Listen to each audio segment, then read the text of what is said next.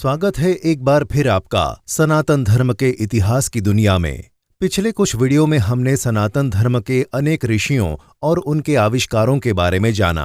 अगर आपने नहीं देखा है तो हमारे चैनल पर जाकर जरूर देखें और अपनी ज्ञान वृद्धि करें। ऐसे ही एक महान ऋषि की चर्चा आज हम इस वीडियो में करेंगे। आचार्य कनाद।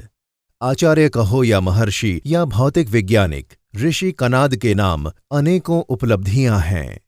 आधुनिक विज्ञान ने एटॉमिक थ्योरी का श्रेय जॉन डाल्टन को दे दिया, जबकि उसके असली हकदार सनातन धर्म के प्रतिष्ठित महर्षि कनाद हैं।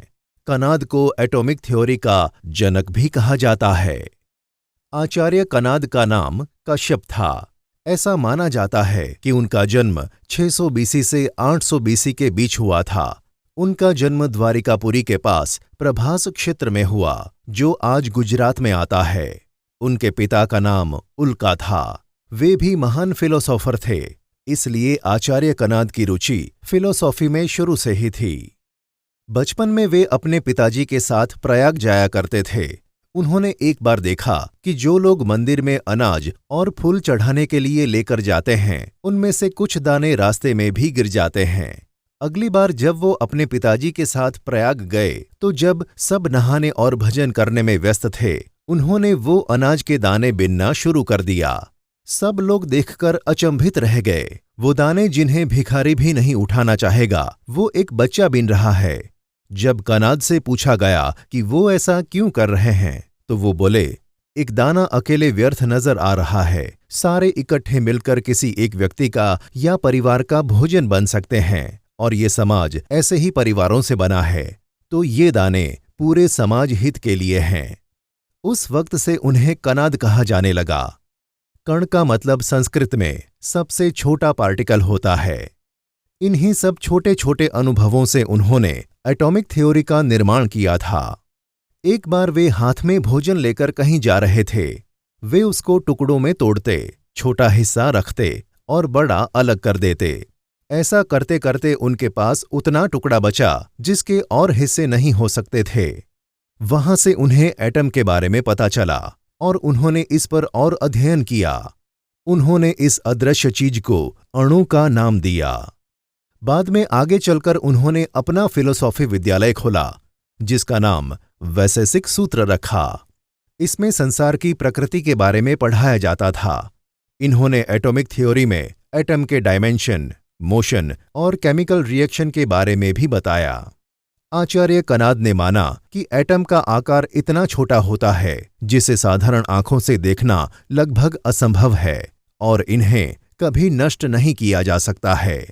उन्होंने परमाणु के बारे में भी विस्तार से बताया। उन्होंने लिखा कि अणु और परमाणु एक ही वस्तु की अलग क्लास से होते हैं। अग्नि ही बदलाव का मुख्य स्रोत है। जब हम किसी वस्तु को गर्म करेंगे तो वो बदल जाएगी। गर्मी से पानी उबल जाता है, मिट्टी का बर्तन पक्का हो जाता है।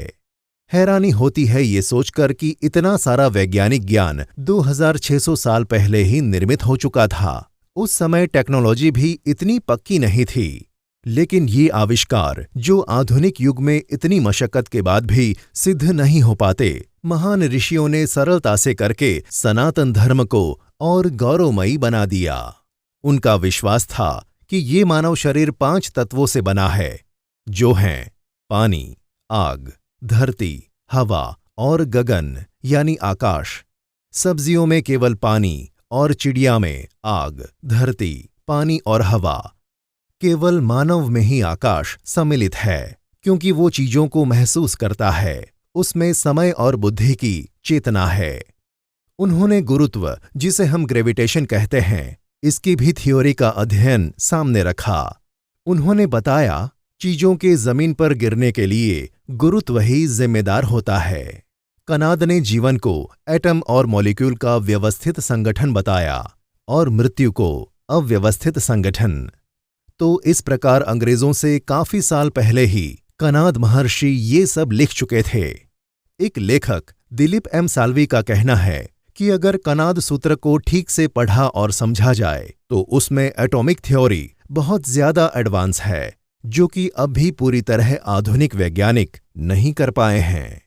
नेशनल एरोनॉटिकल लेबोरेटरी जो बेंगलोर में है, उनकी एक विज्ञान की मैगजीन है जो महान फिलोसोफर कनाद के नाम है। तो उम्मीद करते हैं आज का ये अद्भुत ज्ञान पसंद आया होगा। ऐसी ही रोचक जानकारी के लिए हमारे चैनल को सब्सक्राइब करें और साथ ही बेल आइकन दबाना न भूलें।